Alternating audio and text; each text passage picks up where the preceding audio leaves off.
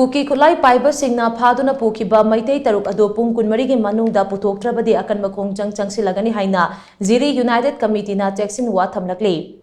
जिरी इमा मैरा पाइबी अपुनबा लुप जिम्पालगी ऑफिस पांगथोकपा पाउगी मिफम अमदा JUC की कन्वेनर एस प्रियानंदना वाफम असि फोंगदोक्लदुना हाई ngarang कुकी खुलाई पाइबसिंगना बोरोबेक्रादा अटैक चथरखिबा अदो सिक्योरिटी पर्सनल मसिंग वाटपदगिनी मरम अदुना असिगुंबा पामदबा थौदोक्सिंग असे मखा ताना थोक्तनबा मखा वोस्टे जुरी मुग सोटोबेक्रा हमदे बोरोबेक्रा पुलिस स्टेशन दा स्टेट फोर्स मतिक चाना थंबियो ngarang gi थौदोक अदुदा लेखिद्रबसिंग अदुगी दमाग तौफम थोकपा थबक थौरम खुदिंगमक लेंगांगना पाइखत्रिबा फाउबा लेखिद्रबसिंग गी हकचांग लौखिरोय हाइना मागना मखा ताना फोंगदोखी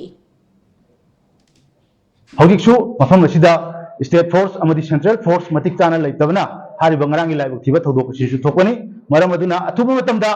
बराक सर्कल दा अहेंबा फोर्स लोनना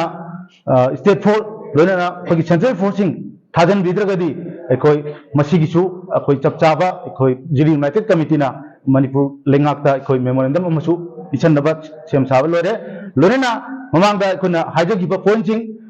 मखा बस्तिगी अखोगी आउटपोस्ट लोनना जिरी मुक्की आउटपोस्ट मफम असिदसु अखोई अथुबा मतमदा मणिपुर लेंगांगना होम डिपार्टमेंट ना मफम असिदसु हारिबा मफम सिंग असिदसु स्टेट फोर्स थंबिगदबनी नत्रगदी अखोई हारिबा